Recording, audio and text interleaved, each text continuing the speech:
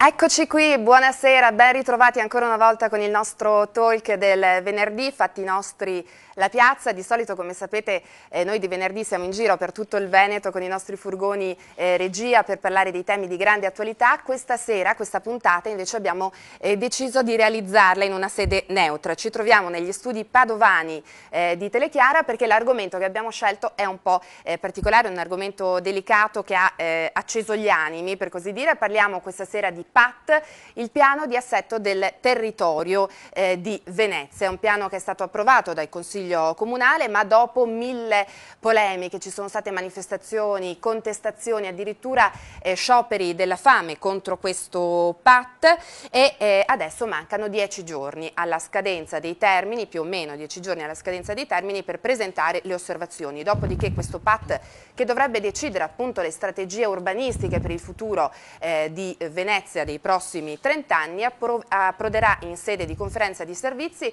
in provincia, dopodiché quasi sicuramente verrà approvato. Allora, alcuni parlano di grandissime opportunità per la città, altri parlano addirittura di speculazione immobiliare. Una cosa è sicura, il PAT di Venezia è importante non soltanto perché la città è una città famosa, patrimonio un po' di tutta l'umanità, ma anche perché in gioco entra la questione dello sviluppo che noi vogliamo dare alle nostre città, in qualche modo anche la questione del bene comune. Allora, ne parleremo con i nostri ospiti, intanto però vi voglio salutare Giulia Salmaso, che questa settimana si occuperà prevalentemente del pubblico da casa, giusto? Assolutamente, io mi occuperò della piazza virtuale. Buonasera ai nostri telespettatori, buonasera agli ospiti in studio che tra poco conosceremo, buonasera anche agli ascoltatori di Blu Radio Veneto che ci seguono in collegamento attraverso le frequenze del canale di Blu Radio. Vi ricordo anche i numeri per intervenire, vi ricordo appunto che la piazza è una trasmissione, un talk interattivo, noi aspettiamo i vostri commenti, anche i vostri spunti, tramite sms 392 666 0099 oppure tramite il nostro telefono. Attenzione, questa sera è un numero diverso dal solito perché appunto siamo in studio 049 84 81 984 e in diretta anche via Twitter, quindi twittate anche con noi, sicuramente vi risponderemo, ma direi di cominciare il nostro dibattito perché credo che sarà insomma abbastanza temperatura abbastanza alte. Ecco, diciamo così, anche perché insomma il tema è complesso e cercheremo anche di far chiarezza per tutti i cittadini che forse di PAT non hanno molto sentito parlare. Allora, i nostri ospiti questa sera sono Ezio Micelli, assessore all'urbanistica del Comune di Venezia e un po', diciamo, si può dire il padre spirituale di questo PAT? Forse troppo, ma insomma, intanto buonasera. Buonasera e grazie di essere con noi. Claudio Borghello, capogruppo del Partito Democratico in Comune a Venezia, quindi la maggioranza, quindi ha votato il PAT. Buonasera e grazie per essere con noi. Grazie dell'invito. E questi diciamo che sono i due sostenitori, ecco, del piano. Poi ci sono due rappresentanti invece di chi il piano lo contesta. Michele Boato, che tutti conoscete, ambientalista, docente di economia e presidente dell'Eco Istituto del Veneto Alex Langer, grazie per essere con noi, Boato. Buonasera.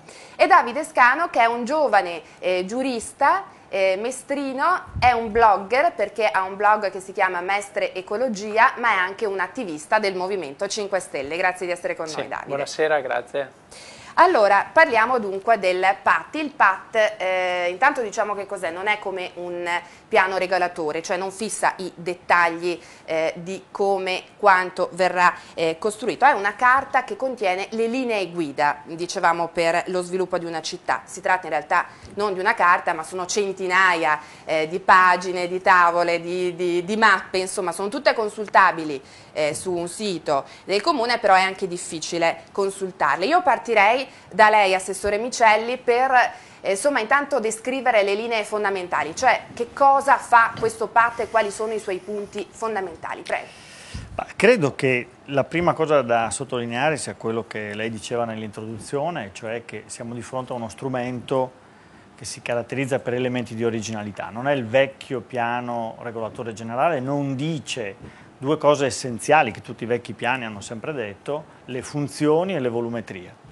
Quindi non sono in gioco i valori immobiliari.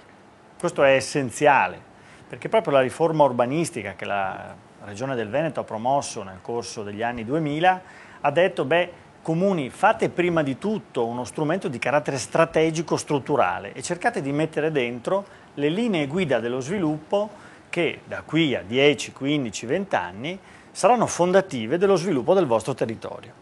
Poi dopo saranno altri gli strumenti che consentiranno di stabilire i metri cubi, le destinazioni d'uso che voi riterrete più appropriate per lo sviluppo. Il piano degli interventi, per esempio. È il famoso piano degli interventi. Ecco. Allora, il PAT di Venezia lavora su 3 scelte essenziali. Sì. Dice in prima cosa che lo sviluppo del territorio non è più estensivo, ma è intensivo, cioè se vi deve essere sviluppo, esso si conterrà all'interno del perimetro della città esistente. Noi dobbiamo tagliare tutte le aree di sviluppo che non sono più importanti, che non ci interessa più realizzare, che non sono più prioritarie per la città e cercare di contenere al massimo grado lo sviluppo all'interno della città che già esiste. Quindi individuate anche delle cinture, una blu e una verde, no?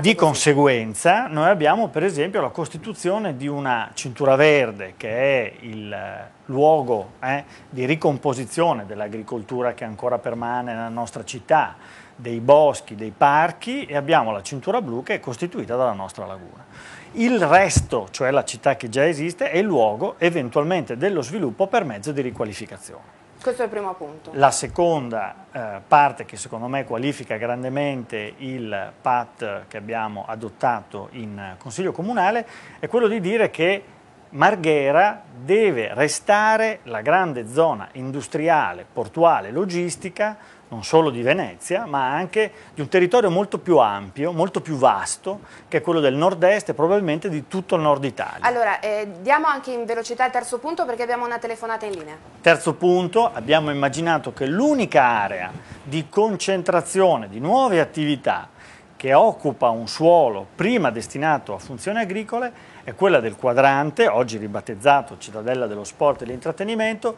che ricompone tutta una serie di attività che sono l'ex area destinata allo stadio e tutte le altre aree che erano state precedentemente destinate ad attività di servizio. Allora, città racchiusa entro certi limiti invalicabili, reindustrializzazione di Marghera e quadrante di Tessera. Abbiamo una telefonata, pronto? Pronto? Sì, buonasera, buonasera. la sentiamo. Sono Tabeo Fabrizio sì. del Comitato Aragati e resto praticamente in tema. Sì. Allora, chiedo ai due signori Marchi e Miceli. Marchi non c'è? Miceli, scusi. Sì. Vabbè, Ecco. ma se mi sente per televisione le ho Magari dico ci anche. sta seguendo, certo. Sì, certamente. No, perché il succo è quello. Sì. Prego, ci dica pure. Allora, Fabrizio. dico, i nostri veneziani che volevano bene alla cittadinanza, va bene, avevano portato l'Oselino verso Canoghera. Sì. L'aeroporto se l'è mangiato già l'Oselino, nel senso che lo hanno tombato. L'Oselino è un canale, diciamo, giusto? Esatto. Adesso vorrebbero creare, con questo quadrante di Tessera, praticamente una zona che è sotto il livello del mare, perché era lito marino, vorrebbero creare l'aeroporto, l'estensione dell'aeroporto e tanta altra cementificazione. Allora io signor Fabrizio, la ringrazio molto. Io la invito a seguire la nostra trasmissione perché parleremo proprio anche di questo, cioè il quadrante di Tessera. Io voglio ricordare a tutti i nostri telespettatori che magari non conoscono bene la zona, si trova appunto, forse potremmo già, chiedo alla regia se è possibile già mostrare una cartina dell'area interessata.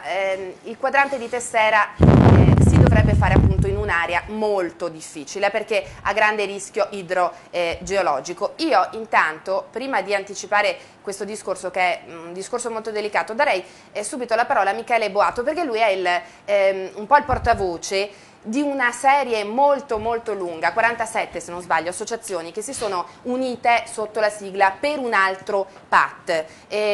Voi avete fatto tante manifestazioni, lei Boato ha fatto anche uno sciopero della fame con altre 40 persone che è durato 3 settimane, credo che lei abbia perso una decina di chili se non sbaglio in quell'occasione. Sì, 10 proprio. Ecco, perché volete un altro PAT? Cioè, cos'è che non va in questo piano? Noi partiamo dal fatto che secondo noi le priorità per il nostro comune non sono quelle che sono state dette adesso dall'assessore Micelli. La priorità, per esempio per Venezia, è ripopolare Venezia, che è in uno stato di degrado e di abbandono.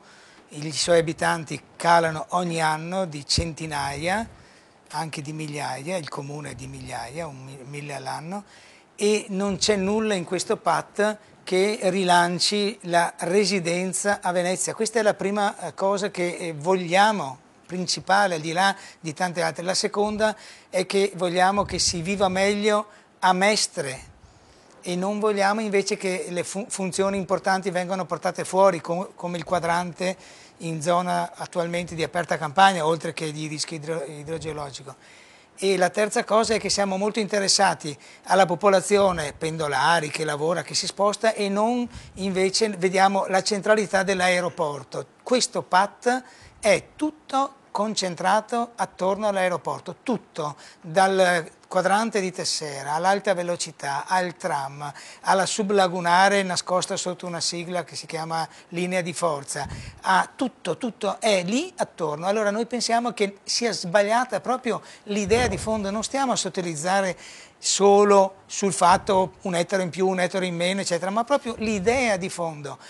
Anche la questione di Marghera, sebbene è giusto che Marghera rimanga industriale nella sua parte di zona industriale ovviamente, anche quella è trattata in maniera strana, per cui alla fine poi arrivano i soldi di questo Piero Cardin, che chiamano Pierre Cardin, che ma è Veneto, ricordiamolo, non è e questo immediatamente focalizza tutta la questione di Marghera su un altro piano, il piano di un E su Marghera ci sono state delle grosse novità e ne parleremo tra pochissimo, perché in queste ultime settimane ci sono stati molti accordi importanti. Io però volevo chiedere questo a Borghello. Allora, abbiamo detto quadrante di Tessera, e Tessera City anche viene chiamata così se non sbaglio, che sarebbe appunto la cittadella dello sport e del tempo libero. Sono circa 105 ettari di terreno, se la regia mostra la cartina. Ecco, Boato, lei forse è più bravo di me a individuare nella cartina la zona esatta di Tessera City. Comunque, qui dovrebbe sorgere un grande stadio, degli alberghi, un nuovo casinò, anche altre strutture del genere. Però vorrei ricordare che l'area dello stadio in realtà esisterebbe già, ci sono già a disposizione credo più o meno 27 ettari dove il PRG adesso dice che dovrebbe essere costruito il nuovo stadio. E allora Borghello, perché fare appunto Tessera City? 105 ettari. No, innanzitutto gli ettari sono anche di più se conteggiamo i 100 ettari di bosco che fanno parte del progetto. Però se l'area che avevamo a disposizione fosse stata un'area idonea sulla quale nessuno poneva vincoli di nessun tipo, probabilmente lo stadio l'avremmo già fatto. E se fosse stata idonea come dimensione, probabilmente lo stadio l'avremmo già fatto, che è anche il casinò. In realtà quell'area è posta in un perimetro di espansione aeroportuale, poi parleremo se volete di se siamo d'accordo o meno che l'aeroporto si espanda così come è stato presentato negli ultimi giorni nel master plan della SAVE, ma è certo che quell'area è vincolata all'espansione dell'aeroporto, per cui lì né lo stadio né altre situazioni sarebbero mai state fatte. Quindi quei 27 ettari non possono essere usati per lo stadio perché servono all'aeroporto? Perché comunque l'ENAC, che è un ente sovraordinato al comune, alla regione, è un ente dello Stato, ha già avvisato, come sta avvisando per altre aree in questi giorni, che quell'area lì dovrebbe comunque essere vincolata, perché si trova esattamente lì dove dovrebbe sorgere la futura seconda pista. La seconda pista dell'aeroporto. Questa diatriba va avanti da 13 anni e nel 2009 viene trovato un accordo tra Comune, Regione e Save che sostanzialmente costruisce il quadrante di Tessera. È un accordo che viene presentato più volte quando ci fu la candidatura per le Olimpiadi, per Venezia 2020, lì fu allocato sostanzialmente la gran parte delle nuove strutture che dovevano servire e tutta quel mostrare insomma, il quadrante di Tessera come luogo adatto allo sport, perché appunto si partiva da una filosofia di concentrare lì delle funzioni oggi mancanti in tutta l'area metropolitana, è chiaro che ha portato a guardare a un dimensionamento e a una cubatura più che alle funzioni. Noi abbiamo recuperato nel disegno di PAT le funzioni, un ragionamento di cintura urbana anche ecologica, abbiamo analizzato fino in fondo i problemi che ci sono legati alla situazione idraulica della zona, ecco, e abbiamo concentrato di quei 200 erotti ettari che vengono a disposizione con questo accordo siglato fra Comune e Save, abbiamo concentrato le intenzioni di realizzare stadio e casinò e quant'altro in 52 ettari. Allora, la fermo un attimo perché credo che ci sia una telefonata. Pronto? C'è una telefonata, pronto? Pronto? Sì, buonasera. Sì, buonasera, sono Saverio Centenaro, buonasera. Sì, buonasera. Ah, è già in linea. Allora, salve, Saverio Centenaro, io lo presento, è il consigliere comunale del PDL, quindi dell'opposizione. Allora, voi Centenaro alla fine avete votato contro questo PAT, veramente fino all'ultimo non si sapeva se avreste votato a favore o contro, poi invece vi siete decisi per votare no. Perché? Ce lo vuole dire in poche parole? Sì, lo dico subito, questo, il PAT effettivamente, il piano d'assetto del territorio, è quello che diceva poc'anzi l'assessore all'urbanistica, cioè un piano strategico per la città per cui questa va valutato nell'arco di circa 30 anni. Però noi siamo arrivati all'appuntamento di questo strumento urbanistico in un contesto socio-economico in crisi, sia dal punto di vista della politica dello Stato, sia per quanto riguarda gli enti locali. E diciamo che questo PAT in pratica ignora questa circostanza, cioè è un PAT, diciamo, io l'ho definito un po' miope, in quanto manca di proposte progressiste, cioè nel senso di promuovere lo sviluppo che oggi in questo modo particolare nella nostra città manca. Io credo che si è più guardato al vecchio sistema di programmare dal punto di vista urbanistico come piano regolatore generale, perché se noi prendiamo le cartografie, le verifichiamo, vediamo che è con termine, cioè nel senso io avevo individuato il piano urbanistico della città di Venezia come di grandi cerchi, nel senso che noi dividiamo il nostro territorio in ampie zone, dove diamo la possibilità di edificare o di intervenire in maniera diversa. Questo cosa succede? Succede che successivamente si andrà a parlare di volumetrie. Ecco perché noi abbiamo votato no, perché noi abbiamo visto un PAT poco progressivo, cioè forse da parte dell'assessore un qualcosa in più ci saremmo aspettati. Ma voi siete contrari o favorevoli al quadrante di Tessera, per esempio?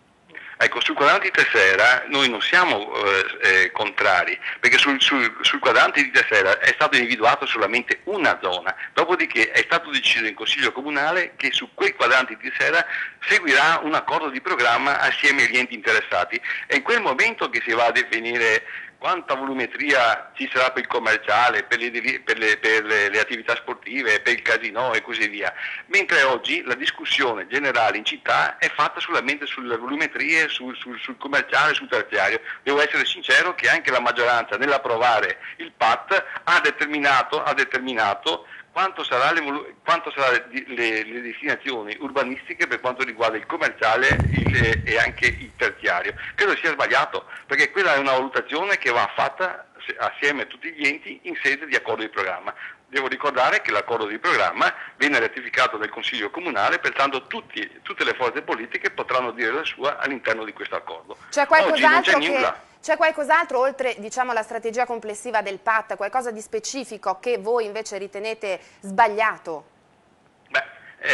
Noi riteniamo sbagliato, per esempio, che tutta l'area industriale di Marghera sia stata qualificata come zona industriale, perché la zona industriale di Marghera, ormai le attività industriali produttive sono in fase di dismissione, cioè fatte salve le attività del porto commerciale, la logistica, i cantieri navali, c'è una potenzialità di sviluppo di dimensioni che è sicuramente strategica. Se pensiamo che siamo di fronte alla laguna di Venezia e che è a brevissima distanza dalla città stessa, insomma, e pertanto in quell'area dovrebbero trovare spazio le più svariate attività, non necessariamente collegate alle attività produttive, insomma, e pronti anche ad accogliere nel divenire importanti iniziative. Ecco, questo per esempio non abbiamo visto il coraggio di andare oltre a dire a Marghera le vogliamo che continui essere zona industriale, perché non parliamo di pochi ettari di terreno a Marghera. Parliamo di una città enorme. Io ringrazio moltissimo Saverio Centenario, la invito a stare con noi in trasmissione, a seguirci e magari a intervenire anche più avanti nel corso della trasmissione, visto che parleremo tra pochissimo proprio di Marghera. Voglio ricordare che questo PAT è stato votato, insomma ha richiesto moltissime riunioni, ma poi alla fine è stato votato e approvato alle 3 del mattino a Cafarsetti, quindi insomma c'è stata una grande fatica, una grande sofferenza intorno a questo voto. Allora, Davide Scano, abbiamo sentito quadrante di Tessera, raddoppio della pista dell'aeroporto, è un po' qua che le associazioni che si riuniscono poi sulla sigla per un altro PAT dicono qui ci sa tanto che c'è una speculazione, sì. È così? Sì, io partirei dal titolo della vostra trasmissione, opportunità o business. Il PAT potrebbe essere sicuramente un'opportunità per i cittadini, nel senso che il significato vero del PAT è governare il territorio, governare la città. Purtroppo non è la versione che è venuta fuori, votata dal Consiglio Comunale, non si risolve neppure in business, che potrebbe essere un affare, diciamo, corretto, business con tutti, un business, diciamo, eticamente accettabile, ma si risolve per l'operazione fondamentale del quadrante in una banalissima speculazione immobiliare su terreni agricoli. E il fatto che sia stato fatto questo accordo di cui parlava Borghello nel 2009 tra Comune, Regione e Save, ecco, quel patto a cui lui si riferisce avrebbe dovuto avere la decenza di spiegare che quel patto si è arenato negli uffici regionali stessi per una denuncia penale presentata da un consigliere comunale della passata amministrazione, il consigliere Mazzonetto. Ecco perché? Perché l'operazione era già nata malata, cioè si è fatta un'osservazione con un ritardo banale di 4 anni, le due società immobiliari del Casinò e la società immobiliare di Save hanno fatto un'osservazione alla variante al PRG del 2004 con un ritardo di 4 anni. In questi 4 anni che cosa è successo? Sono state acquistate alcune proprietà che probabilmente non erano ancora state acquistate completamente, diciamo, per poi concretizzare questa operazione. Insomma, terreni acquistati coi broccoli e che domani avranno appunto una cubatura incredibile e un valore molto maggiore. Chi è che vuole rispondere? Micelli? Provo a spiegare, perché credo che le preoccupazioni che Davide Scano ha posto adesso siano assolutamente meritevoli della massima attenzione. Allora dico alcune cose semplici. Punto 1. Con il PAT non si dà neanche un metro cubo, si dice solo che in quell'area dovranno essere realizzate delle attrezzature collettive, lo stadio, il palazzetto dello sport, le attrezzature legate alle attività sportive, eventualmente altre attrezzature collettive come potrebbe essere un acquario. La valorizzazione, se avrà da essere, sarà solo su aree comunali, se no il quadrante non ci sarà. Questa è la posizione che il sottoscritto ha sempre detto a tutti i consiglieri e a tutte le riunioni pubbliche. Non vi può essere un processo di speculazione su queste aree. Tutte le aree, se saranno valorizzate, saranno di proprietà pubblica. Quindi la speculazione pubblica... Questo non è una speculazione pubblica, perché stiamo parlando di un processo di valorizzazione per attrezzature collettive. E aggiungo, questo meccanismo di garanzia è ancor di più garantito dal fatto che non siamo di fronte a una valutazione del comune, perché come ha ricordato anche Saverio Centenaro nella telefonata, la provincia ci ha imposto, non ci ha neanche suggerito, ci ha imposto, e io di buon grado vi aderisco, che debba essere la Regione del Veneto a promuovere con l'accordo di programma i contenuti di edificabilità che là dovranno essere previsti. Quindi la Regione, la provincia, il Comune e gli altri enti interessati parteciperanno tutti insieme a quel percorso di determinazione delle destinazioni d'uso delle volumetrie, quindi con la massima trasparenza e massima evidenza pubblica. Assessore, ci dobbiamo fermare per la pubblicità, poi do la replica a Boato su questo. Giulia, ricordiamo i numeri? Ricordiamo i numeri, potete intervenire telefonicamente, come hanno già fatto alcuni telespettatori, allo 049 8481 984, via sms 392 666 0099, oppure su Twitter, dove stiamo seguendo in diretta attraverso la nostra piazza virtuale la trasmissione.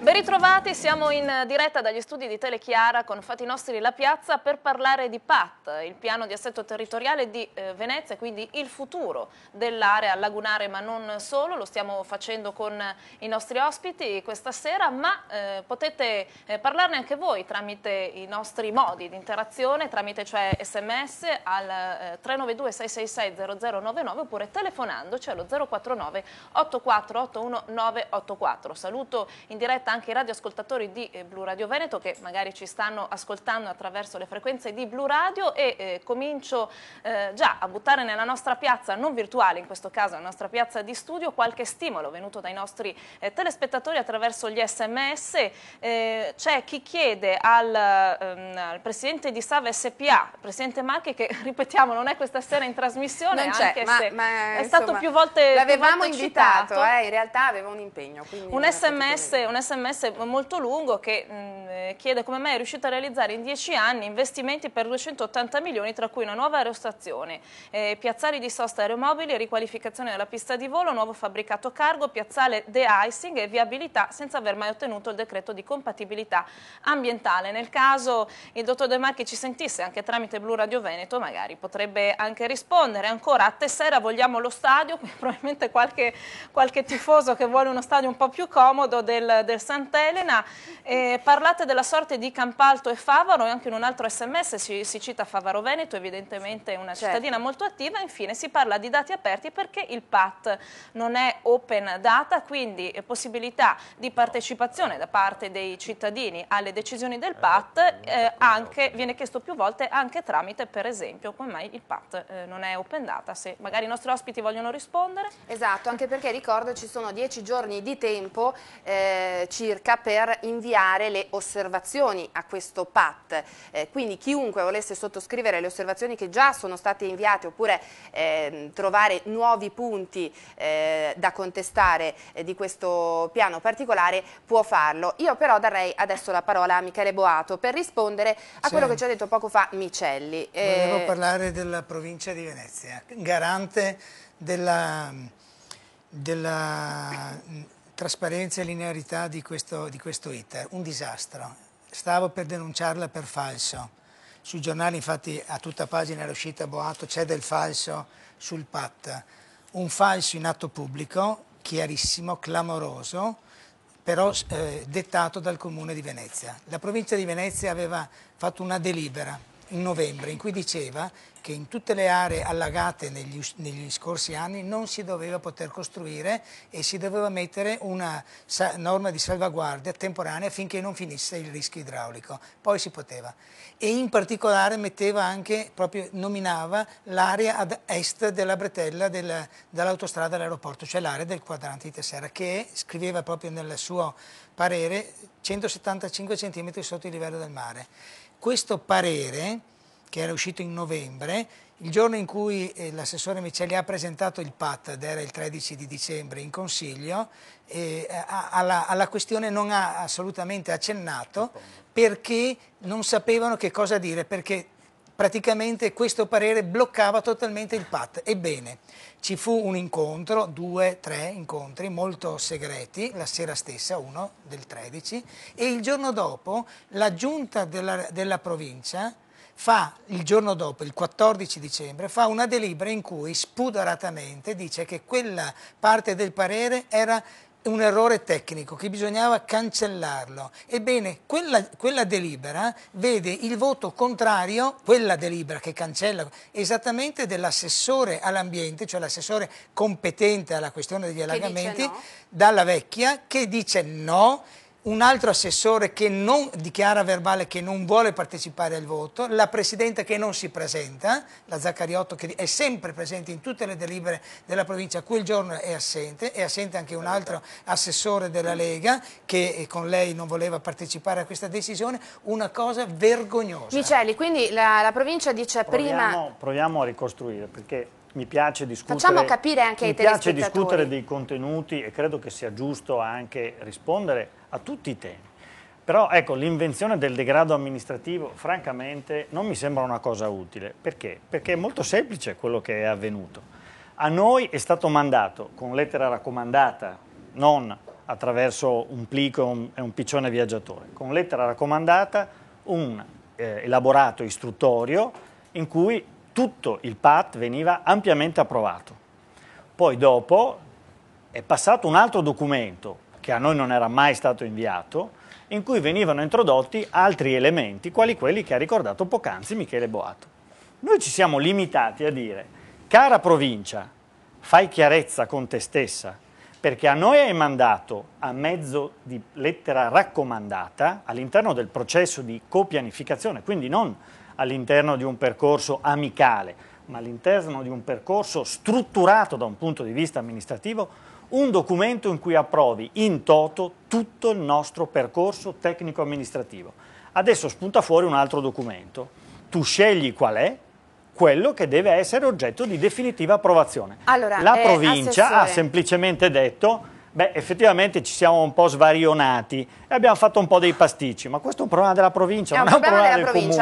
Non è un problema del comune. Allora, io vorrei riportarmi un momento alla responsabilità e anche a una riflessione su quelle famiglie, 6.500 famiglie che nella zona di cui stiamo parlando, soprattutto Favaro, Veneto, Campalto, eccetera, hanno subito dei danni enormi. Era il 26 settembre del 2007, questo giorno se lo ricordano purtroppo in molti, perché appunto con una pioggia torrenziale finirono allagate centinaia di strade, di magazzini, di case. 6.500 famiglie avevano l'acqua in casa, in una zona appunto in cui le persone ci raccontano è stato costruito troppo, è stato costruito male. Adesso si vuole costruire ancora. È questo il punto, al di là poi delle carte, dei documenti, provincia, comune, si costruirà lì dove è già stato costruito e si faranno altri danni? E prima di far intervenire gli ospiti, scusa Cristina, aggiungo il carico da 90 in diretta tramite i nostri sms, una risposta già a Michele Boato. Boato, gli allegamenti sono avvenuti per inefficienza, fogne di Drovore Veritas, e poi invece un sms positivo, il primo di questa sera, devo dire, grazie alle scelte fatte sul PAT a Porto Marghera usciremo dalla crisi con il ritorno della chimica verde. Certo, ne parleremo tra pochissimo. Io chiuderei però il discorso sul quadrante di Tessera, perché mi sembra fondamentale dare una risposta alle famiglie, insomma, in questo momento. Allora, non solo noi riteniamo che sia centrale la qualità del nostro territorio dal punto di vista idraulico e idrogeologico, ma lo abbiamo posto già in tutti i nostri piani urbanistici attuativi. Ne abbiamo fermati diversi perché non davano le dovute garanzie sotto questo profilo. E ho sempre posto la questione, per quanto riguarda il quadrante di Tesserra, la cittadella dello sport e dell'intrattenimento, che anche in questo caso noi dobbiamo essere di fronte a un intervento che si qualifica per elementi che devono essere di assoluta originalità dal punto di vista tecnico. Questo deve essere un progetto che migliora la qualità idrogeologica del contesto, non la peggiora. Scano. Non è vero che gli interventi da soli negano la qualità, anzi possono migliorarla, ed è questo che dobbiamo fare. Scano. No, ma è un po' ridicolo quello che dice l'assessore, nel senso che si vuole migliorare, a detta sua, la situazione di un'area attualmente agricola e che è 1 metro, alcune di queste aree sono 1,70 m sotto il livello del mare. Si dice miglioreremo la situazione sotto il profilo del rischio idraulico costruendo 54 ettari più gli standard nelle zone, quindi parcheggi, vasche di laminazione su altri ettari ancora. Cioè, questo è semplicemente ridicolo e sinceramente io mi chiedo se quelle 6.082 famiglie che hanno avuto i danni nel 2007 avessero assediato il comune durante la votazione del PAT, l'avreste votata questa schifezza? Io dico di no.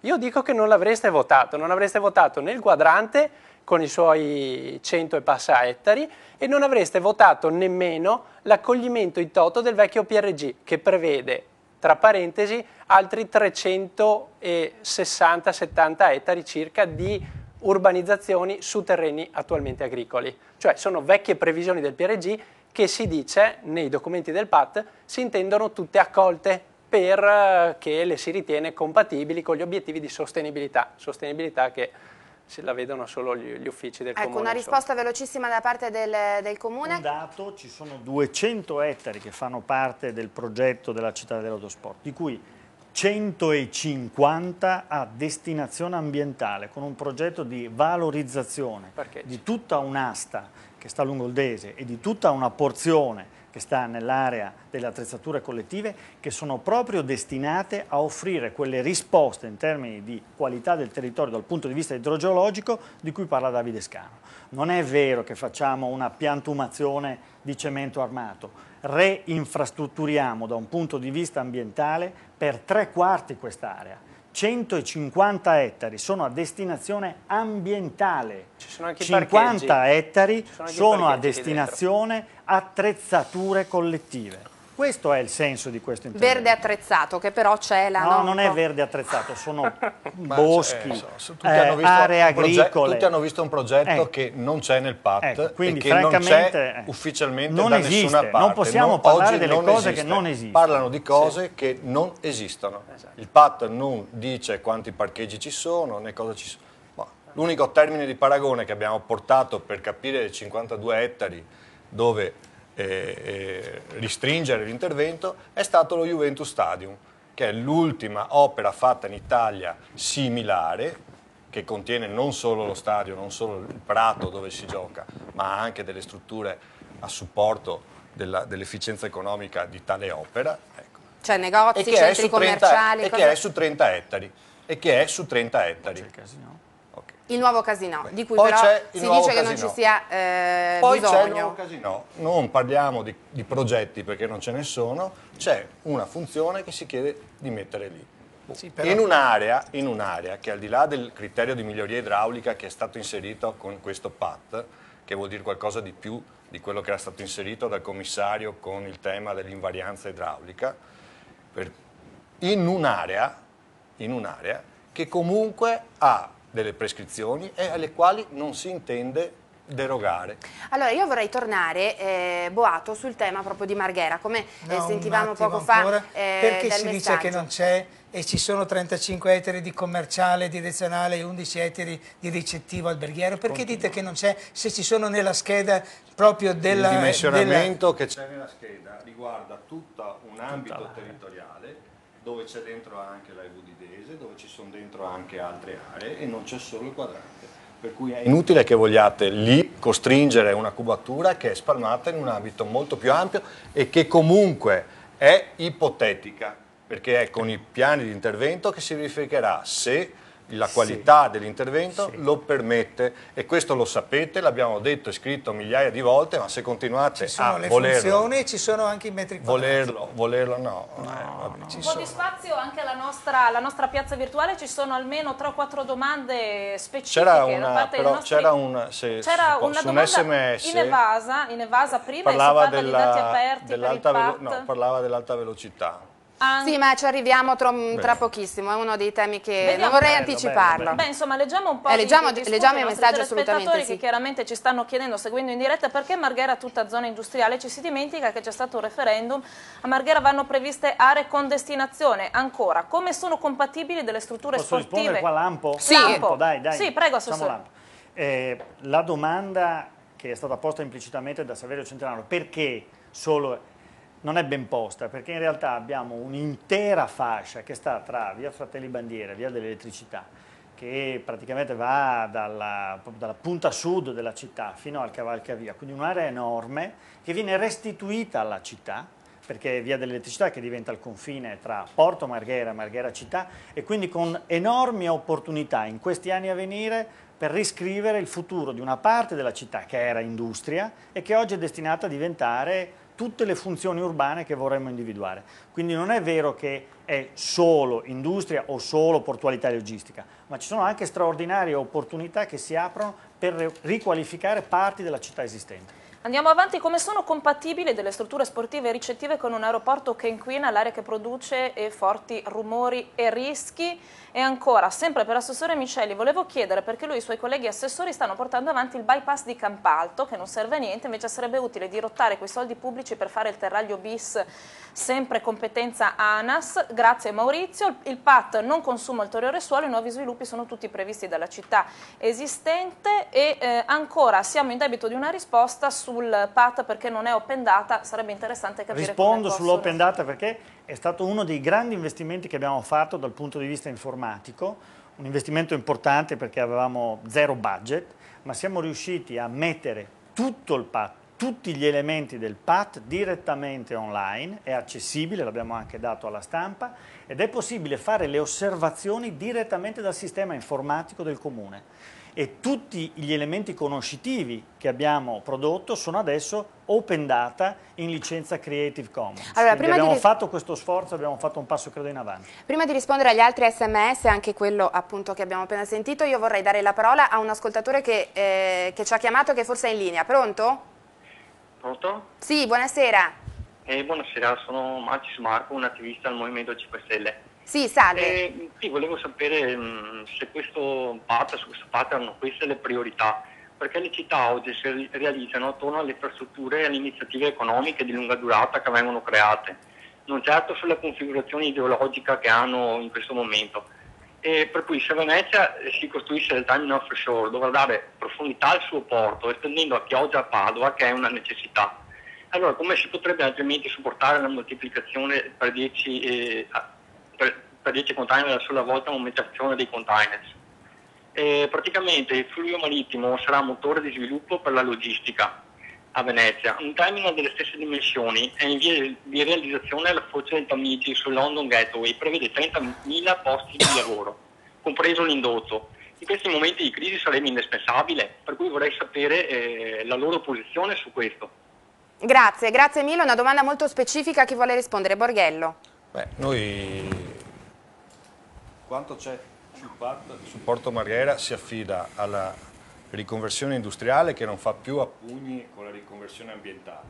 I due accordi fatti in questi giorni qua, grazie alle scelte del PAT, scelte questa volta chiare fino in fondo, e cioè riconversione industriale e riqualificazione ambientale attraverso la riconversione industriale, ci hanno permesso di arrivare a 2 accordi strategici.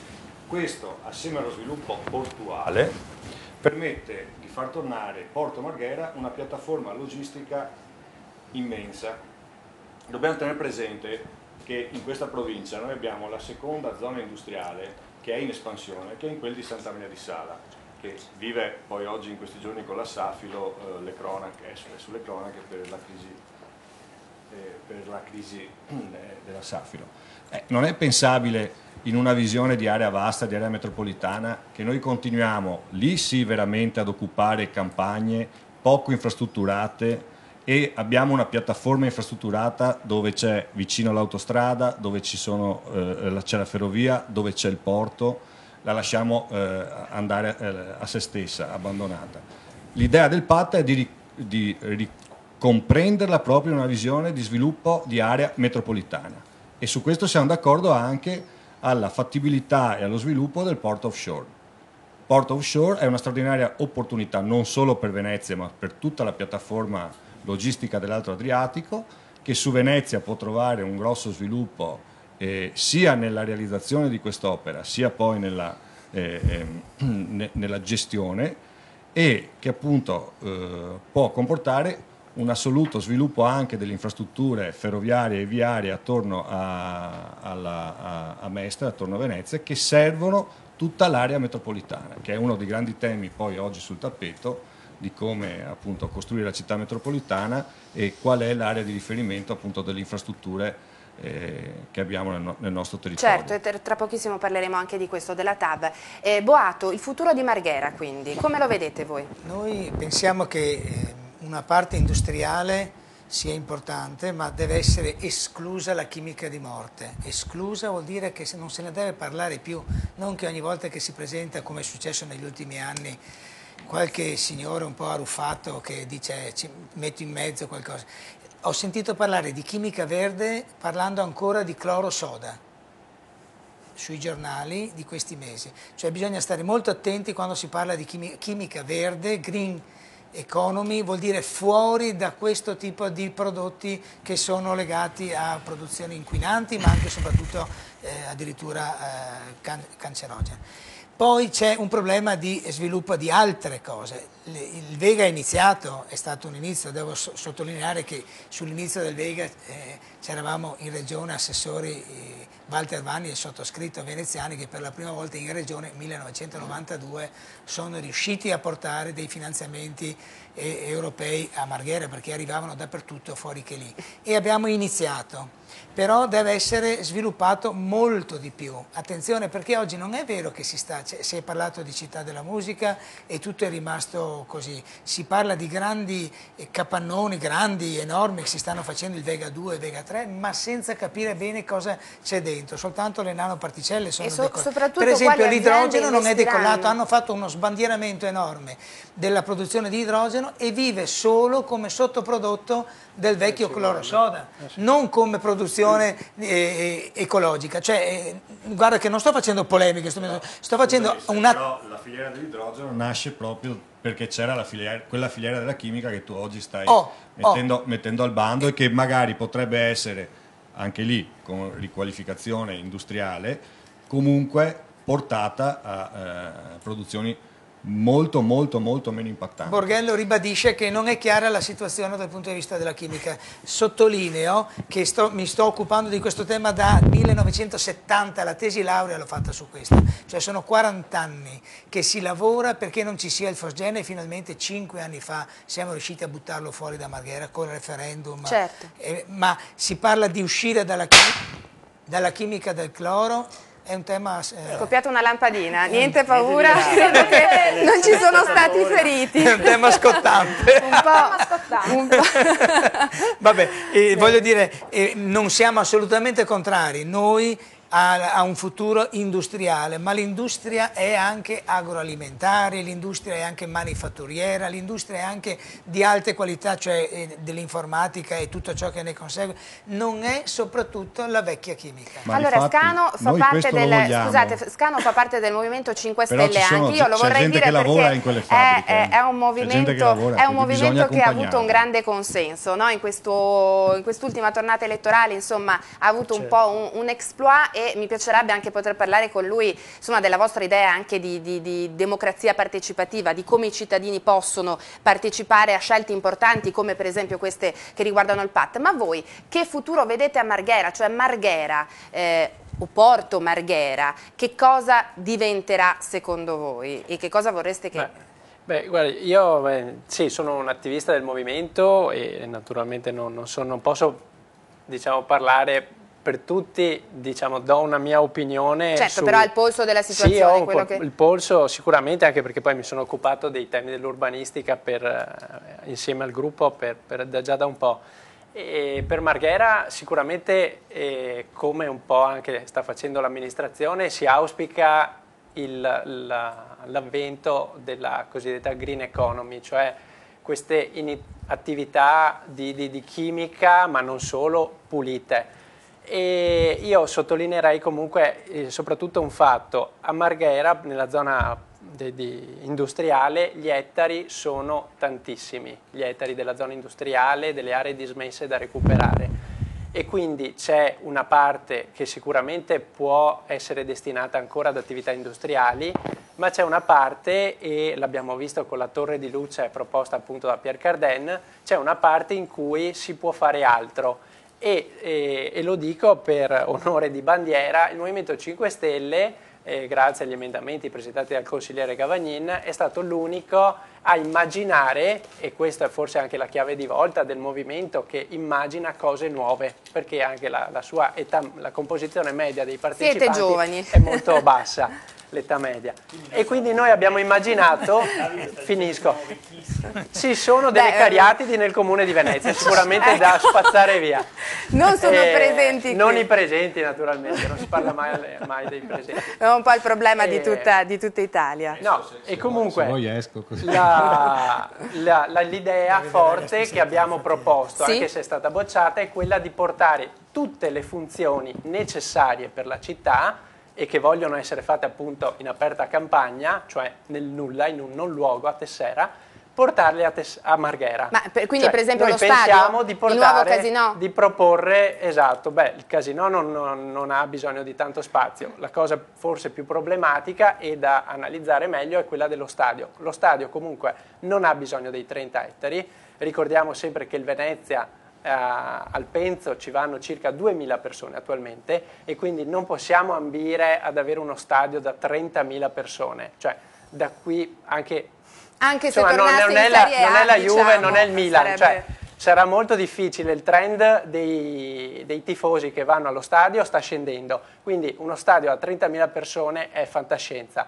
Possiamo fare una struttura anche col credito sportivo a Marghera, si può mettere soldi di bonifiche, oltretutto è una zona già totalmente infrastrutturata sotto il profilo della mobilità. Allora ci sono ferrovie, ci sono autobus, strade. Un minuto per rispondere, poi andiamo in pubblicità, poi riprendiamo l'argomento. Credo che questo sia il vero nodo, cioè credo che Davide Scano abbia davvero, con onestà intellettuale, detto qual è il grande discrimine tra i due possibili piani di assetto del territorio.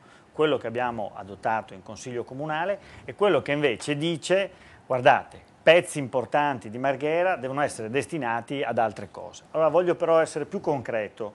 La prima zona industriale, quella che oggi è occupata dal Vega, è già di fatto ampiamente occupata da attività esistenti, il Vega, e da attività industriali di primaria importanza per questo paese. Si chiama Fincantieri, per dirne una, o Pilkington se volete un'azienda più piccola. Sotto abbiamo l'isola portuale. Sotto ancora abbiamo l'ex petrolchimico, che oggi è destinato a essere la piattaforma logistica di cui si parlava in precedenza. L'ex area Montefibre è già destinata a essere piattaforma logistica, come diceva prima Claudio Borghello. Sotto ancora abbiamo un insieme di interventi a carattere industriale, ne ricordo uno che credo sia davvero importante, cioè l'ecodistretto, che sicuramente non sono compatibili con questo tipo di attività. La verità è che, alla luce di una ricognizione attenta, Marghera è in realtà in prospettiva già ampiamente utilizzata. Dire che vogliamo mettere le attrezzature di carattere sportivo, di intrattenimento a Marghera vuol dire negare alcune o tutte le sue potenzialità di sviluppo o nella logistica o nell'industria. Allora, ne parliamo tra pochissimo perché stiamo andando appunto in pubblicità. Giulia, ricordiamo ancora una volta i numeri per... Ricordo i nostri numeri, telefonateci per intervenire allo 049 84 81 984, come hanno già fatto altri telespettatori prima di voi. Il nostro sms è 392 666 0099, una risposta lampo a Scanu. Il Movimento 5 Stelle contro il lavoro. Marghera è e deve rimanere luogo del lavoro, non dello stadio o altro. Ci rivediamo tra pochissimo.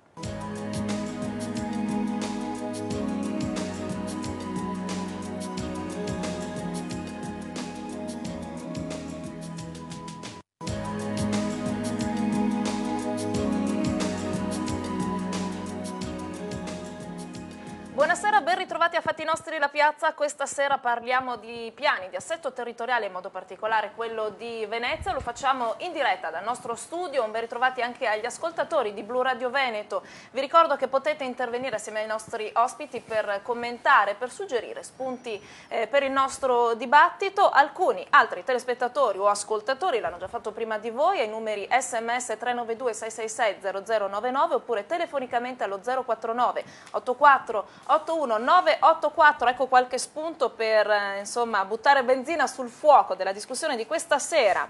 Chi glielo spiega l'assessore che open data non significa mettere le cose online? Stiamo parlando di decisionabilità, come posso dire, di condivisione, sì, di trasparenza dei progetti. E ancora, uno dei nodi del PAT è la previsione del nuovo terraglio della Super Castellana. Non servono nuove devastanti strade di penetrazione, si parla appunto di strade. I nostri telespettatori però stanno coniugando Porto Marghera, area di Porto Marghera e anche crisi, perché questi amministratori devono sconvolgere i nostri territori naturali, non si rendono conto che il loro tempo è finito, i cittadini non intendono più subire queste imposizioni, ma soprattutto chimica verde stadio anche per concerti, uguale posti di lavoro, oppure ma se tutto viene rispettato ambientalmente non porta a posti di lavoro, insomma, e credo che i nostri telespettatori o ascoltatori siano anche preoccupati di come il futuro della città, che significa anche PAT, possa portare nuovi posti di lavoro. È sicuramente una situazione, un momento storico in cui questo è anche uno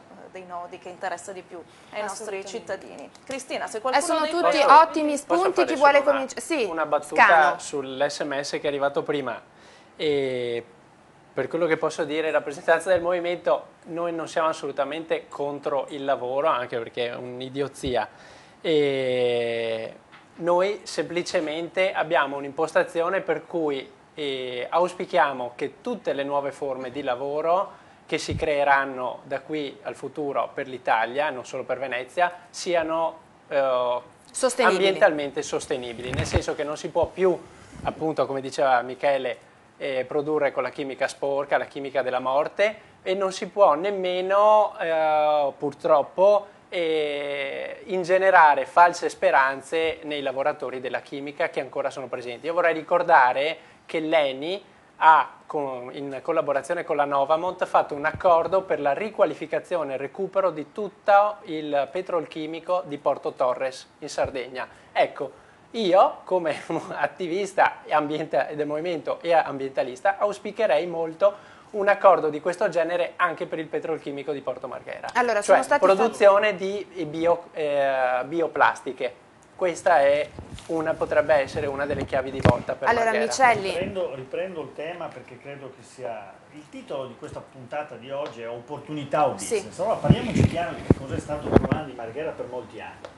È stato il fatto che molti proprietari fondiari aspettavano come davvero Babbo Natale la grande speculazione su quelle aree, la possibilità di realizzare grandi palazzi, centri terziari, di trasformare quelle aree a destinazione produttiva in attività che nulla avevano a che fare. Un problema con il microfono, ma adesso grazie Ruggero, il nostro Ruggero l'ha sistemato. Dicevo, una grande speculazione che doveva trasformare le aree destinate al settore del secondario, al settore dell'industria, in opportunità di business immobiliare. Il piano di assetto del territorio di Venezia dice no a qualsiasi ipotesi speculativa e non dice continuate a fare quello che è in perdita, dice industriali dovete trovare la nuova via per una crescita ambientalmente sostenibile. Voglio ricordare che l'Italia è il secondo paese manifatturiero nel nostro continente, è tra i primi 10 paesi manifatturieri nel pianeta. Ora, noi abbiamo una tradizione manifatturiera che va tutelata, va ovviamente orientata verso settori ambientalmente sostenibili, ma non possiamo dimenticarci che il nostro è un paese in cui le fabbriche sono parte integrante della nostra capacità produttiva. Dobbiamo tutelare questo patrimonio industriale e artigianale. Le aziende in Italia, non soltanto nel Venezia, hanno dei grossissimi problemi, molte se ne sono andate da Marghera, parliamo delle grandi aziende, anche poi dell'indotto, proprio per problemi legati al costo dell'energia, al costo della manodopera, ha una serie di problemi che non possono essere risolti da un comune o dalla provincia, chiaramente, e quindi come far ritornare le aziende? Cioè si decide di dare di puntare sulla reindustrializzazione di un'area, ma poi si spera che le aziende investano, che i privati investano, ci si limita a fare questo? Certamente ciò che sta venendo avanti è sicuramente rispetto a un tempo terreno di opportunità. Dobbiamo dire che in questo nord-est per qualche decennio, mentre si spopolava dal punto di vista industriale Marghera, si popolava da un punto di vista di capannoni, di attività, tutta la campagna possibile e immaginabile. Adesso non vado a criticare o meno le leggi che hanno permesso anche la costruzione di capannoni vuoti, ma in realtà quello che si vuol fare su Marghera è riorientare la capacità di insediamento proprio in aree infrastrutturate, portando il costo dei terreni a un costo appetibile per gli investimenti.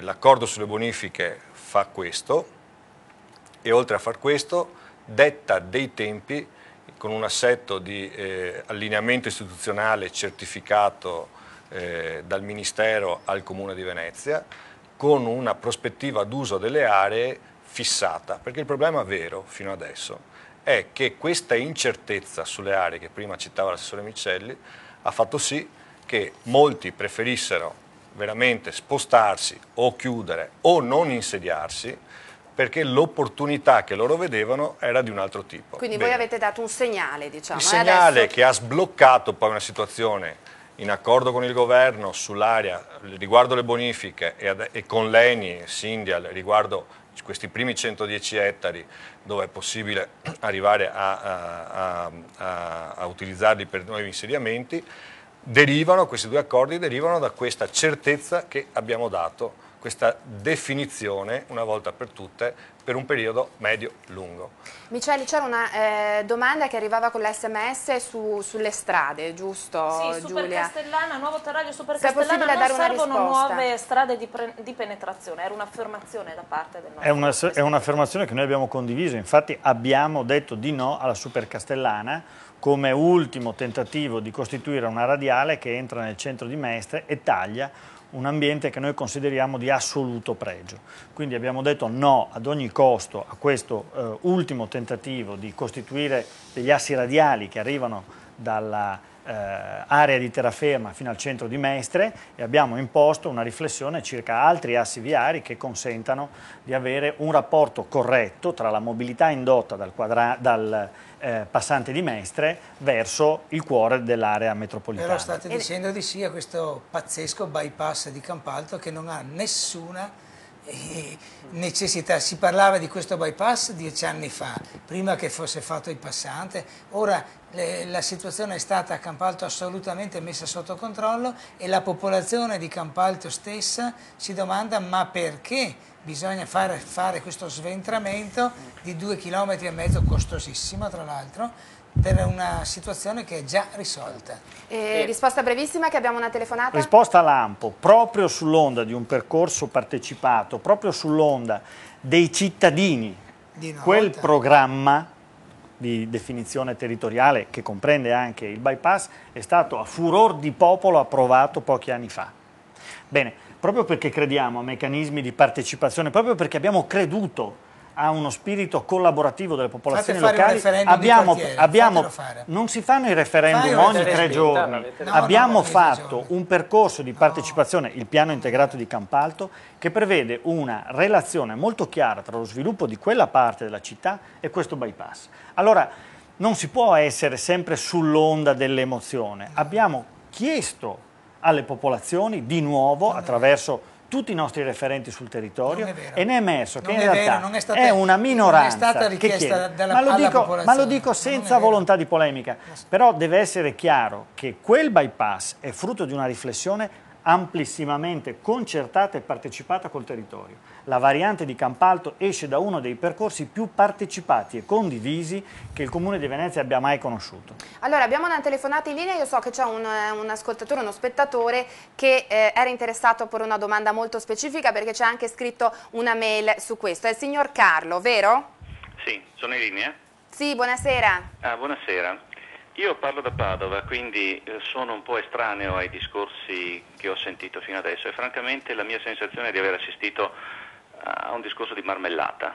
Marmellata perché si parla di tante cose ma non si capisce qual è l'argomento che fa un po' da gerarchia di tutti quanti gli altri argomenti. Per di più poi non so se i suoi interlocutori sono informati, ma il governo ha deciso che le province debbano essere annullate a fine di quest'anno, quindi un PAT deciso da una provincia e anche da un comune, quando queste strutture dovranno crollare, non vale né per Padova né per Venezia. Di questa cosa qua mi credevo che i suoi interlocutori fossero edotti. Per quanto riguarda il signor... Non è vero che saranno annullate, saranno trasformate, non annullate. Ancora, sì, ma di pratica e avranno gli stessi poteri. Comunque fino a che non vengono chiuse sono composte da persone elette e legittimate a decidere quello che la legge gli consegna. Quella di Venezia verrà annullata semplicemente perché non può diventare città metropolitana perché non raggiunge il 1 milione di abitanti, questo lo stabilisce la legge. Ma allora le studi bene le leggi però, Le studi bene le leggi perché non c'entra niente ai 1 milione di abitanti. Beh, insomma, cerchiamo allora di fare un discorso come ha fatto Paolo Costa, che è venuto fuori col dire in un articolo di qualche giorno fa che sono le infrastrutture quelle che danno il senso alle città metropolitane e alle aree metropolitane di cui voi state parlando. Se volete parlare di questa cosa qua, allora cominciamo col dire che tutti i vostri discorsi non stanno in piedi se non stanno in piedi le strutture produttive, e la struttura produttiva, prima ancora di Marghera, è il terminal offshore. Se il terminal offshore dovesse fallire, tutti i vostri discorsi sono falliti. Prendiamo per esempio la non risposta che il signor Borghello ha dato a Macis dei 5 Stelle. Se lui non mette i numeri a fianco alle piastre logistiche di cui si sono riempite la bocca fino a questo momento, la gente non si rende conto che sono assolutamente inadeguate rispetto alle dimensioni del terminal offshore. E al terminal offshore non ci andrà fino a questo momento nessuna grande impresa privata internazionale per il semplice fatto che non c'è retroterra. E il vostro PAT queste cose non le considera. Si dichiari fino in fondo perché se... Che cosa devo dichiarare? Abbiamo appena detto che nell'area di Montefibre si sta realizzando una piattaforma logistica dove vanno ad infrastrutturarsi interscambi modali straordinari. RFI sta mettendo in campo tutta una serie di studi per realizzare i collegamenti infrastrutturali. O parla lei o parlo io? Allora, però non è che perché al telefono... lasciamo più spazio, chiaramente è in una posizione svantaggiata. Io le chiederei di finire il suo discorso e poi facciamo rispondere gli ospiti che sono presenti in modo sintetico. Io sto soltanto cercando di far capire ai suoi interlocutori che una cosa è dire facciamo una struttura e un'altra cosa è mettere i numeri a fianco a quella struttura. Se il terminal offshore deve movimentare 4 milioni di container, quelli che loro costruiscono a Marghera non saranno sufficienti, dovranno per forza trovare altri sbocchi. Ma magari 4 milioni. Magari 4 Ma allora, o parla lei o parlo io, perché se lei si comporta in questa maniera chiudo la telefonata e lascio perdere. Io ho l'impressione che parliamo della stessa cosa e purtroppo ci siamo forse... sovrapposti, ma allora, non volevo assolutamente sembrare antipatico. Mi posso lasciare finire? Perché mi hanno detto che sono 2 minuti. Sì, ne ho già consumati 1 3/4. Stavo dicendo, la vera infrastruttura che bisogna costruire, secondo me, è l'idrovia tra Padova e l'Adriatico. Se non date profondità al porto di Venezia, e per profondità non si intende soltanto fare la piastra logistica, si intende la possibilità di distribuire la merce su territori e su ferrovie e su stazioni che non sono soltanto Padova, ma sarà anche Chioggia, Rovigo, dovrebbe essere anche Monfalcone. Pensate soltanto al fatto che dal terminal offshore non ci arrivate con un camion o con un treno, ci arrivate soltanto con dei battelli. Allora uno si domanda, ma perché devo far costruire una TAV che mi va da Mestre fino a Trieste, quando con dei battelli dal terminal offshore io posso arrivare lungo costa fino a Monfalcone, dove parte la TAV che va su per il Baltico. Chiarissimo, io la ringrazio moltissimo per questo contributo. Chi è che vuole rispondere? Borghello, in parte ha già risposto. Mi scuso perché ho la netta impressione che si parlasse delle stesse cose, forse partendo da un punto di vista diverso ma con gli stessi obiettivi. Innanzitutto occorre anche chiarirsi su questo termine TAV, perché nel Veneto la TAV non ci sta. Non esiste il concetto TAV in questo Veneto e probabilmente non esiste in tutto il nord-est. Abbiamo bisogno di capacità di far passare nelle infrastrutture ferroviarie i treni. Ecco, il PAT di Venezia prevede comunque l'alta capacità. Diciamo. L'alta capacità, cioè proprio si sposta dal concetto di alta velocità al concetto di alta capacità. Dobbiamo far passare i treni pendolari essenziali, i treni merci che abbiamo sentito essenziali e i treni a lunga percorrenza altrettanto essenziali in uno Stato moderno. Ma è chiaro che i numeri vanno poi, cioè le strutture vanno dimensionate ai numeri. Cioè, noi movimentiamo nel Veneto milioni di container, no, che vanno o via treno o via camion a caricare nei paesi del nord Europa o nei porti del Tirreno. Noi con l'operazione offshore si vuole solo prendere non tutto, ma una parte di questo trasporto e collocarlo nel nord Adriatico, dove il porto di Venezia è tra i porti esistenti, dal lato italiano, è il porto più infrastrutturato a terra. Infrastrutturato significa per me aree forse non completate da un punto di vista logistica, ma in fase di completamento, sulle quali, proprio perché abbiamo specificato che vogliamo quella cosa lì, adesso si aprono i ragionamenti definitivi.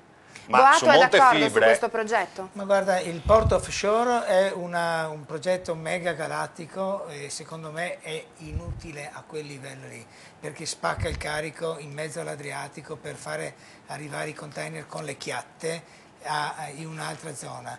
C'è una grande bailam perché contemporaneamente alla cosa che dice Borghello, appena più giù di qualche chilometro in comune di Mira, c'è un progetto di 460 ettari di un'altra piattaforma logistica nella zona Giare e Dogaletto, quindi siamo totalmente, se vogliamo dirla, in alto mare su questa questione. Soprattutto la questione non è mai stata posta in maniera trasparente alla popolazione, se ne parla nelle piccole stanze, si leggono sul giornale le cose che dice Paolo Costa come fossero le più semplici del mondo, questi milioni di container, addirittura ho sentito parlare di 10 milioni di container in una conferenza, come se fossero barzellette, senza pensare che diventerebbero migliaia di chiatte che ogni giorno passerebbero dentro la laguna di Venezia. Quindi stiamoci attenti a cosa stiamo dicendo. In una situazione mondiale, qui mi fermo, in cui la movimentazione delle merci non sta aumentando ma sta diminuendo, proprio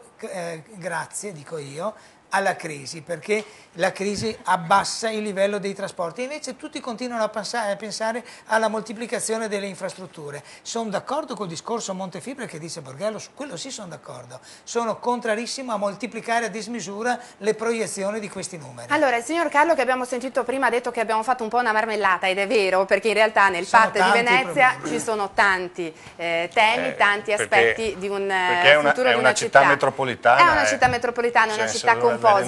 E quindi si parla di Marghera, si parla di Tessera, si parla naturalmente delle infrastrutture, si parla di mobilità e nel PAT, oltre a parlare di mobilità, di alta capacità, si parla anche di sublagunare, ma non in modo molto esplicito, no? Si parla di linea di forza, se non erro, che dovrebbe appunto congiungere la terraferma con il Lido. La sublagunare è una metropolitana che dovrebbe passare sotto la laguna, di cui si parla veramente da tantissimo tempo. Allora noi abbiamo in linea il rappresentante di una delle associazioni che veramente da sempre si occupano di Venezia, del suo patrimonio artistico, culturale e ambientale, l'associazione Italia Nostra. Noi abbiamo in linea Cristiano Gasparetto, che saluto, buonasera. Buonasera anche agli ospiti vostri. Grazie. Allora, signor Gasparetto, voi siete una delle 47 associazioni che hanno detto no a questo PAT. Uno dei motivi è anche la sublagunare? Beh, certo, è la sublagunare perché dietro al progetto, all'ipotesi di progetto della sublagunare c'è un'idea della città di Venezia. Il problema non è città metropolitana sì, città metropolitana no, è certamente una città che deve essere correlata con un suo intorno, ovviamente non è la Patreve, perché la Patreve non significa nulla, significa soltanto grandi mercati, e dietro all'idea di metropolitana c'è una ipotesi strategica che porta la città alla morte. Purtroppo il PAT è ambiguo, ma è di un'ambiguità, io la chiamo pelosa, nel senso che sarebbe stato molto meglio avessi detto facciamo allora la sublagunare. Si sarebbe aperto un conflitto e avremmo visto da che parte stanno i veneziani.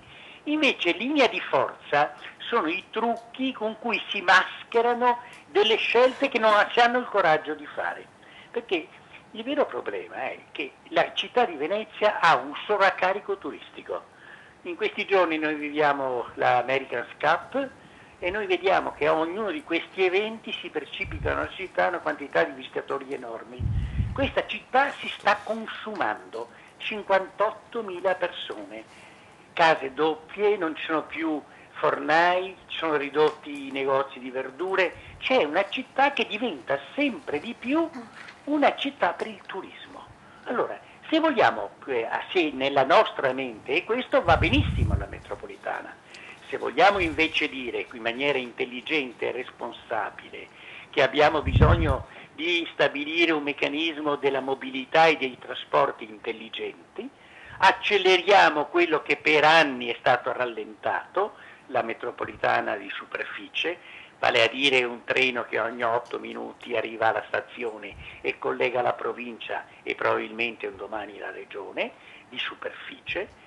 Il tram è una follia portarlo a Venezia, perché vuol dire togliere un'altra corsia a quel ponte lagunare che è stretto e che è un doppione rispetto alla metropolitana di superficie. Riorganizziamo seriamente tutti i trasporti acquei. Signor Gasparetto, voi avete fatto delle osservazioni, le avete già mandate? No, non abbiamo fatto delle osservazioni, nel senso che abbiamo fatto delle pre-osservazioni prima e a noi sembra che nel dibattito, le osservazioni delle cose da fare sono state fatte tutte e adesso nel dibattito della città dovremmo tutti insieme cercare di mobilitare la città, perché le idee sono una cosa molto importante, poi ci vogliono le gambe. Le gambe sono gli interessi della gente. A me sembra che per la prima volta in questa città si sta passando un'idea che è questa sì rivoluzionaria, di un rivoluzionarismo pacifico, è che le grandi scelte devono essere costruite insieme. Cioè io deciderò insieme a tutti gli altri. Da questo punto di vista a me sembra che il PAT è l'opposto, cioè le grandi scelte strategiche della città sono state fatte ancora una volta buone o cattive, sulla testa dei cittadini. Dico buone o cattive perché per esempio è stato accolto da parte dell'amministrazione comunale una modifica del PAT riguardanti l'attenzione, l'opposizione alle grandi navi, che mi pare una cosa positiva. Certo. Però nello stesso tempo, 3 giorni dopo, il sindaco ha detto che quella era una sciocchezza. Allora questo apre dei conflitti, la gente non capisce più. O invece, come a me sembra e a noi sembra, capisce molto bene. Fra poco fra un po' le elezioni, vedremo chi le persone che saranno scelte. Se quelli che decidono ancora una volta che si progetta la città dall'alto, o se invece in maniera difficile ci si confronta con le scorie della realtà. Benissimo, io devo purtroppo interromperla, signor Gasparetto, perché stiamo andando in pubblicità, però la ringrazio moltissimo perché ci ha posto una questione fondamentale, che è quella che sta alla base del PAT, perché questo PAT prevede che comunque ci sarà un aumento, no, della popolazione, prevede che nei prossimi anni ci saranno migliaia di persone in più a Venezia, ma Venezia, città storica, sta vivendo invece una tendenza ormai da troppi anni inversa, allo spopolamento. Allora, Italia Nostra dice questo PAT non fa nulla per bloccare questa tendenza. Cosa rispondete? Allora, intanto la popolazione si muove a prescindere dai piani urbanistici, perché tutti i processi migratori, come dire, prescindono ampiamente da dinamiche che noi imponiamo attraverso atti amministrativi. Ma tolta questa notarella, credo che sia invece doveroso sottolineare che noi abbiamo già in mente alcuni strumenti che però non stanno nel PAT, ma staranno nei prossimi strumenti, che vanno a tutelare lo spazio della residenza in centro storico, ma sono atti, sono azioni che potranno essere prese solo una volta che il PAT sarà approvato, perché incidono su un livello normativo, quello per esempio delle destinazioni d'uso, che è prerogativa di un altro strumento urbanistico. Il blocco per esempio delle strutture ricettive alberghiere, sentitissimo in città e che andrà a tutelare dalla pressione speculativa, potrà essere adottato e approvato solo quando avremo un PAT approvato e la possibilità di redigere. Ecco, io rilancio questa domanda sul finale, raddoppiando l'aeroporto, chiaramente arrivano più turisti e quindi più turisti significa più difficoltà a gestirli, però lascerei Giulia ricordare sì, oltre che ai turisti. Posso rispondere all'open data? L'ascoltatore che diceva abbiamo messo tutte le nostre informazioni con licenza Creative Commons, quindi non è solo mettere nel PAT, nel sito del comune il PAT con tutti i suoi elaborati, ma dare la possibilità a tutti, senza copyright, con la possibilità di una fruizione che obbliga solo alla citazione della fonte, tutti gli studi, tutte le indagini che sono state fatte a spese del comune e che diventano patrimonio collettivo. Ha fatto bene a precisare, Assessore Micelli. A proposito di turismo, a proposito di spopolamento, ricordo che proprio il primo SMS di questa sera o il secondo addirittura parlava appunto di spopolamento e si chiedeva che senso ha portare avanti un certo tipo di futuro quando Venezia si sta spopolando. A proposito di turismo, i turisti arrivano sì attraverso il cielo, attraverso gli aerei, arrivano anche attraverso le navi. Ho visto che cominciano a fioccare SMS sulle navi, fuori le navi da Venezia, infrastrutture e porti, ma avete visto che città viaggianti ci sono a Tronchetto ogni giorno, probabilmente anche di questo si parlerà tra pochissimo. Fatti nostri la piazza, PAT, futuro di Venezia, qui in diretta su Telechiara, rimanete con noi.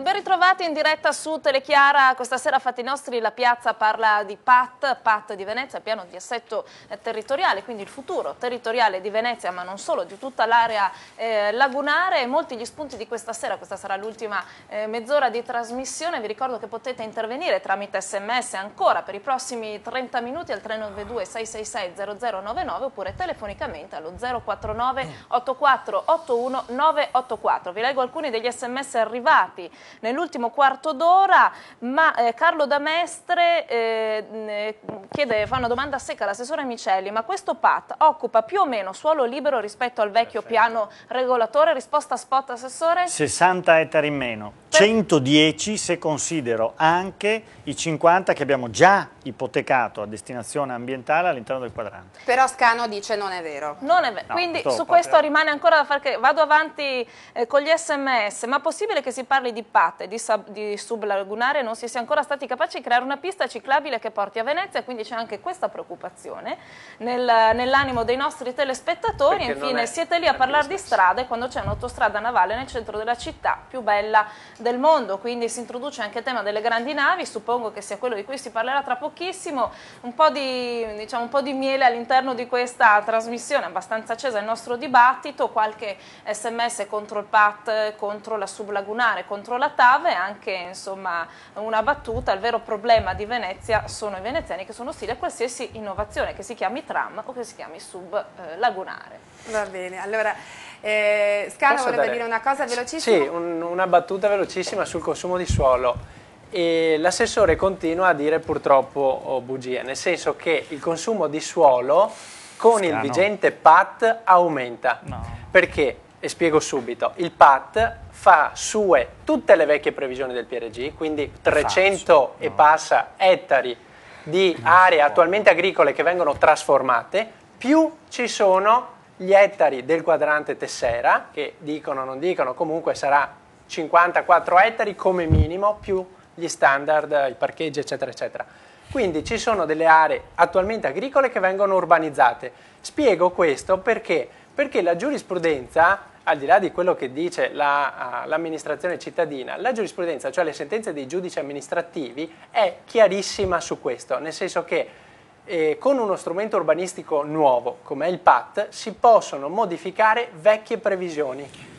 Quindi, se l'amministrazione avesse avuto realmente coraggio e se l'assessore fosse realmente convinto di quello che dice, riduzione del consumo di suolo, eccetera, eccetera, avrebbe ben potuto eliminare molte di queste aree. Ci sono tantissimi piani di lottizzazione privati che sono su aree agricole ai confini della città, che non servono a nulla perché, come ha detto lei bene prima, la città è piena zeppa di appartamenti vuoti, le previsioni insediative nuove dei 60.000 circa nuovi abitanti sono fantasia, sono pura fantasia di 4-5 palazzinari che purtroppo abitano in città. È solo fantasia, non c'è una richiesta replico perché poi non apprezzo che agli assessori, alle amministrazioni venga detto che si dicano bugie, perché non si dicono le bugie. Io i numeri li ho dati a tutta la stampa, area per area, e in realtà abbiamo fatto quell'operazione di taglio anche in conflitto con molte proprietà che sicuramente non hanno ben digerito le nostre scelte, che restituiscono centinaia di ettari a funzione agricola. Questa è la verità. Noi abbiamo avuto il coraggio di tagliare immense aree, prendo l'area della Bazzera, immense aree da decenni inutilizzate, e le abbiamo restituite al territorio agricolo. Abbiamo tagliato decine, centinaia di ettari e ci siamo detti solo una modesta porzione di essi dovranno essere oggetto di una concentrazione dove, vicino alle grandi infrastrutture, non a caso il quadrante di Tessera è vicino all'SFMR, a un'autostrada e a un aeroporto. Il saldo fa meno 60 e aggiungo, se considero dei 100 ettari che sono il cuore della cittadella dello sport e dell'intrattenimento, che 50 sono già ipotecati a infrastrutture ambientali, restituiamo al territorio naturale 110 ettari rispetto al vecchio PRG. Sono disponibile a mettere in rete il numero degli ettari per ciascuna area che viene restituita al territorio agricolo. Allora, la questione rimane quindi aperta perché si dice una cosa ma si dice anche esattamente il suo contrario. Io però vorrei chiederle sulla sublagunare almeno di fare chiarezza, perché lo dicevamo prima, c'è un termine che viene usato, linea di forza, sì. Cosa vuol dire? Allora, l'ambiguità pelosa, insomma un termine un po' mi repelle, lo devo dire. Che cosa abbiamo fatto in questi mesi? Abbiamo portato avanti un ragionamento, perché poi il PAT fa sue delle scelte che eccedono largamente la pianificazione locale e per esempio si devono occupare anche di grandi infrastrutture come la TAV. In particolare all'interno del nostro piano di assetto del territorio abbiamo detto cose molto chiare rispetto alla TAV. Abbiamo detto di no al tracciato che andava sotto la gronda lagunare e spuntava all'interno dell'aeroporto.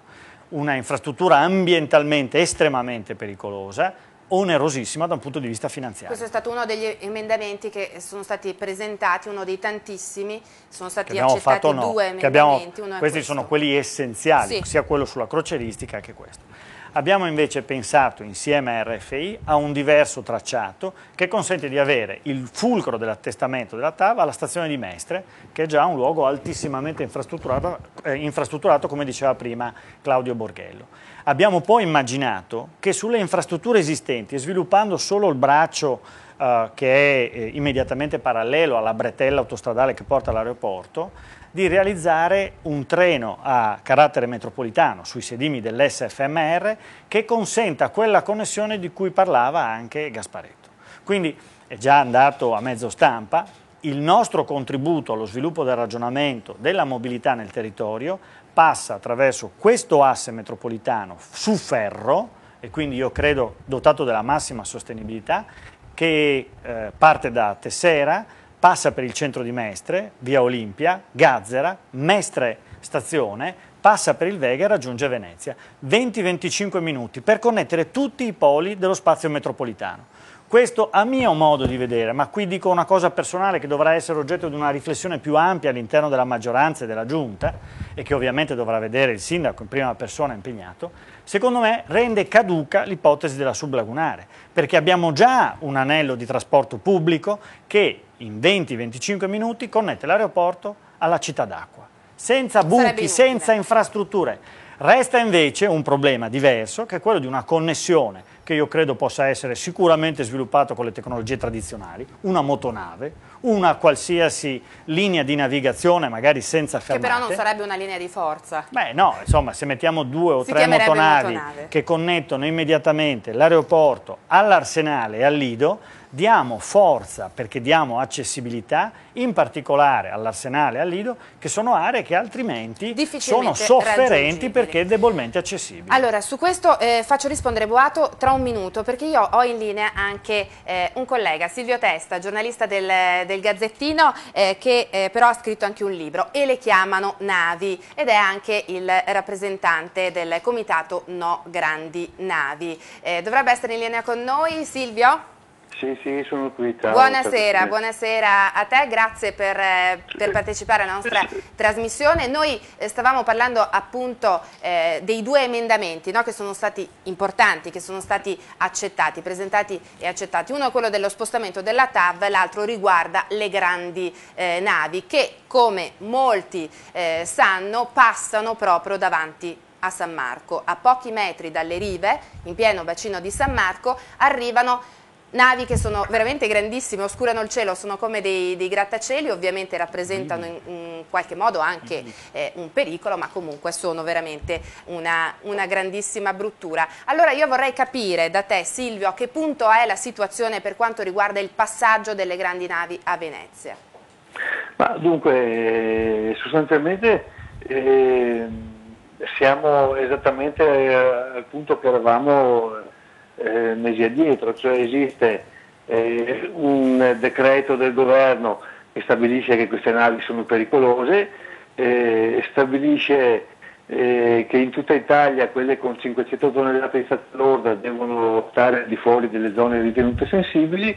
Per Venezia questo limite è fissato in 40.000 tonnellate di stazza lorda e si dice che fin tanto che non si troverà un'alternativa al loro passaggio in bacino di San Marco, queste continueranno a passare sostanzialmente.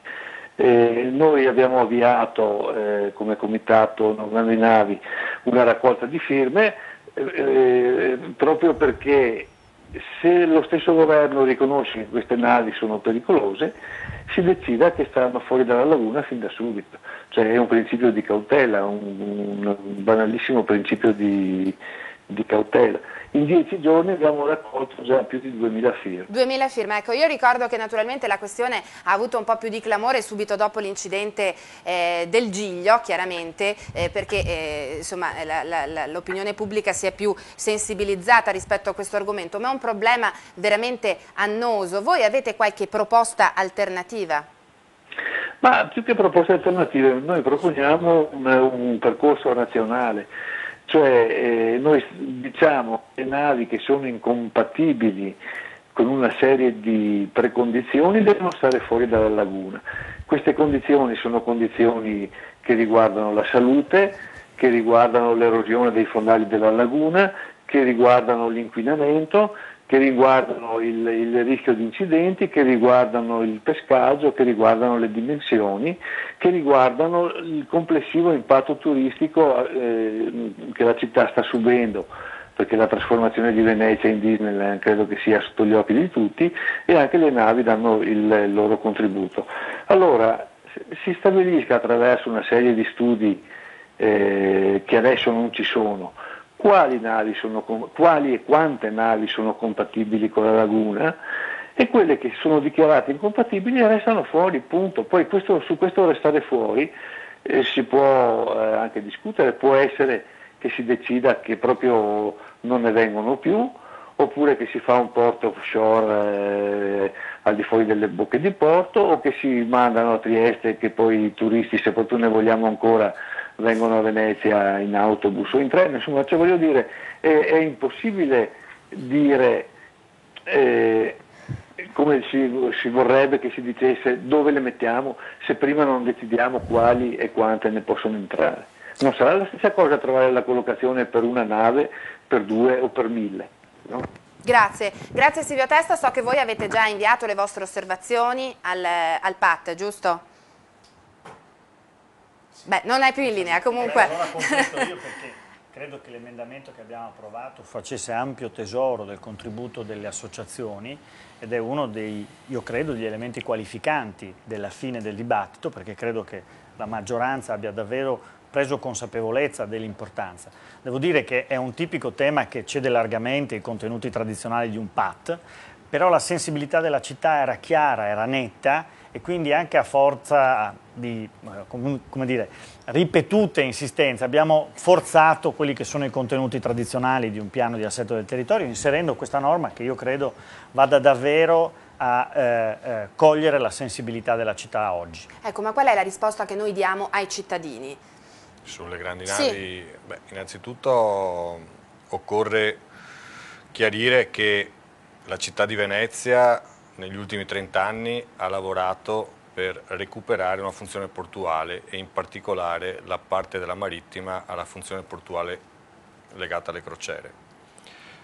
Per cui occorre dire insomma, che oggi siamo di fronte a una dimensione delle navi e una dimensione del fenomeno della crocieristica molto più ampio di quello immaginato e immaginabile. Di fronte a questa situazione e cercando di preservare un valore comunque di professioni, di posti di lavoro, di tecnologie impiantate e presenti a Venezia che senza questo settore del business crocieristico non sarebbero collocate a Venezia, sarebbero perse per il tessuto veneziano, con questa logica si sta cercando di capire come tenere insieme l'idea condivisa dai più che le navi non debbano passare per il bacino di San Marco,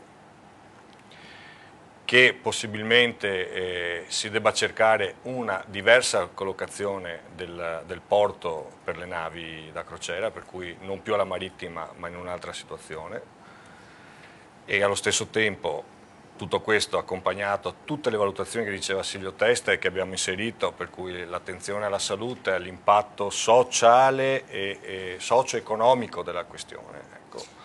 E ritrovarsi assieme per decidere qual è la collocazione. Ecco, migliore. e l'unica cosa è che quando è stato fatto il decreto sembrava che appunto avesse carattere di urgenza, in realtà la situazione è ancora io penso che il carattere di risolta. urgenza ci sia, nel senso se si esagera nel numero delle navi, nelle dimensioni, si continua ad eccedere. Tutti hanno focalizzato, compreso gli armatori, da quello che si legge sulla stampa e si sa dai colloqui svolti, che questa soglia è già superata e bisogna recuperarla. Penso che il governo abbia agito con buon senso nel dire che vanno fatti tutti gli studi, va approfondito, perché comunque la città le vuole togliere dal bacino di San Marco, però non vuole perdere questo importante segmento della portualità. Sembra che non porti la ricchezza prevista alla città, perché non sono poi moltissime quelle che scendono. Un momento, perché abbiamo una telefonata in linea. Non è quella la ricchezza di avere un home port. Adesso ce lo spiega, devo dare la linea a una persona che ci ha chiamato. Pronto? Sì, pronto? Buonasera.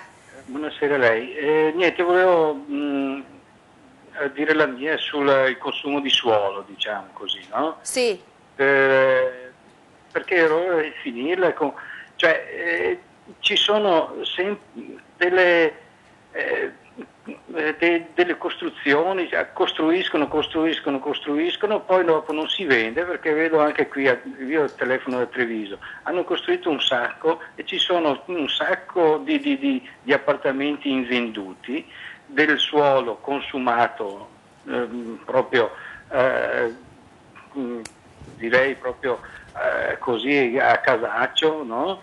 Poi dopo ci sono delle aree industriali dismesse, capannoni in disuso, che sono lì invenduti e poi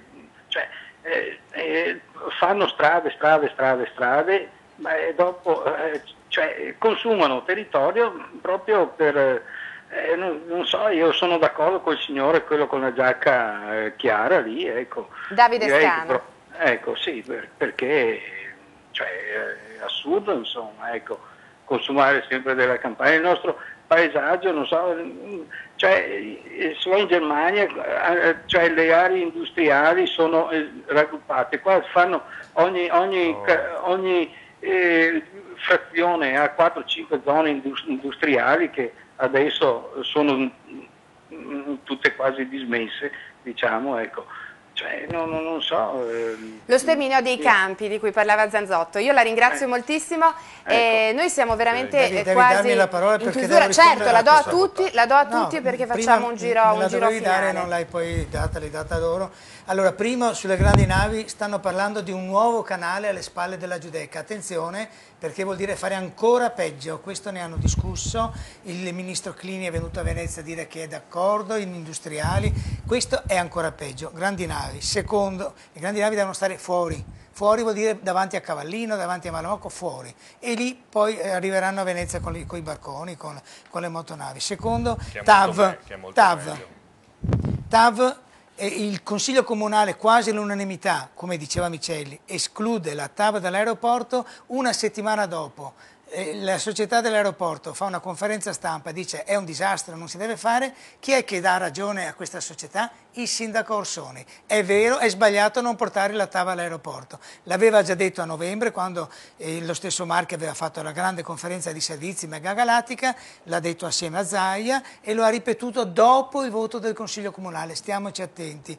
Terza cosa, sublagunare. Sublagunare, dice Micelli, io sono d'accordo, se fosse vero quello che dice lui lo sottoscriverei, ma invece il sindaco va a New York e dopo che i suoi assessori, Micelli e Bergamo, avevano detto al Consiglio Comunale la sublagunare non c'è, si deve discutere, non è solo un'ipotesi molto lontana, va a New York e dice fra qualche anno si arriverà a Venezia in sublagunare. Stiamo attenti a queste uscite del sindaco assolutamente contrarie a quello che si dice in Consiglio Comunale. Allora Micelli, una breve replica, siamo veramente agli sgoccioli, quindi mi piacerebbe tirare le somme. Ma no, io credo che il dibattito sia stato davvero importante e vorrei ritornare a una preoccupazione, una doppia preoccupazione. La prima, Michele Boato diceva vogliamo vivere meglio. Vorrei essere chiaro, la nostra intenzione è quella di fare un PAT che permetta, con i suoi strumenti anche successivi, esattamente lo stesso obiettivo. Dipingere questa amministrazione come foriera di business è, io credo, l'errore clamoroso che possiamo fare. Credo che tutte le operazioni che abbiamo fatto di ascolto, abbiamo appena parlato delle grandi navi, abbiamo appena parlato della TAV, abbiamo appena parlato del modo in cui intendiamo ragionare sulla sublagunare, dimostrino una amministrazione assolutamente aperta al dialogo. La rappresentazione di una amministrazione ostile, incapace di ascolto, incapace di dialogo con la società, a me sembra davvero una rappresentazione distorta della realtà. E credo invece che, sempre attraverso il dialogo e il dibattito, potremo migliorare ulteriormente il documento che è già stato adottato dal Consiglio Comunale. Borghello, telegrafico? Sì, una cosa che non viene mai detta di questo PAT è che noi pensiamo che anche il centro di Mestre, che ormai ha case che hanno 50-60 anni sulle spalle e che appunto non sono più appetibili per costi e anche tecnologia, consumi che generano, possono essere oggetto di una grande ristrutturazione complessiva, di una riqualificazione urbana notevole che riporti alla città quegli standard pubblici, quegli spazi urbani che negli anni 60-70 non erano considerati come qualità della vita, qualità dello sviluppo di una città.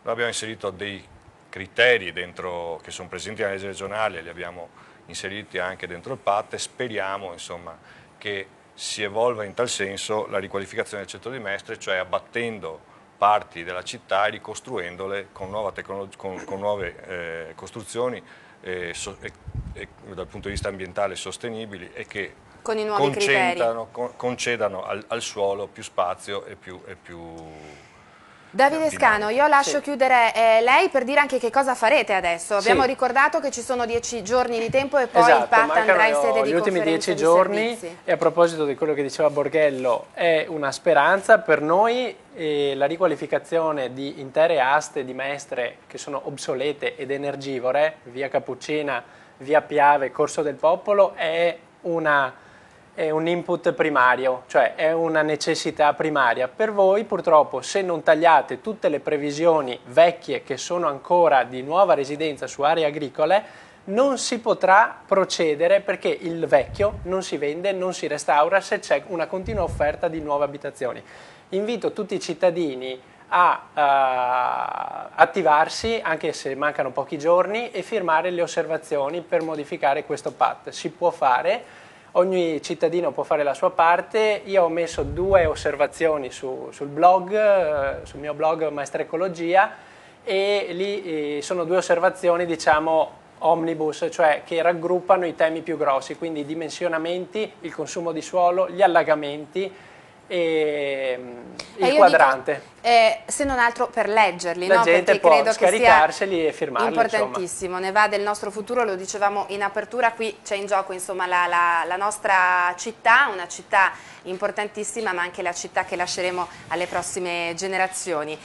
Giulia, gli ultimi messaggi proprio al volo? Ultimi messaggi. La nostra piazza virtuale questa sera ha dimostrato di aver apprezzato gli interventi di Michele Boato e di Silvio Testa, più messaggi insomma li hanno apprezzati. Infine un piccolo consiglio da parte di una coppia di 2 figli piccoli che dice che dopo 5 anni di esilio in terraferma è tornato a Venezia. Siamo felici della scelta fatta, ma ci sarebbe piaciuto che il Comune potesse incoraggiare in qualche modo le nostre scelte fatte da pochi giovani veneziani. Temo che non ci sia tempo per rispondere, anzi dobbiamo chiudere. Ci sarà un'altra puntata allora dedicata a questa occasione. Speriamo proprio di sì. A me rimane solo il tempo di lanciare il tema della prossima piazza. Il prossimo venerdì saremo a Vicenza perché siamo proprio nel pieno del Festival Biblico. Il Festival Biblico quest'anno affronterà il tema della paura e della speranza. Ne parleremo assieme agli amministratori vicentini, assieme alla diocesi e non solo, insomma tanti ospiti, tanta possibilità di declinare in vari linguaggi queste 2 emozioni così importanti in questo periodo storico. Allora grazie ai nostri ospiti, grazie anche agli operatori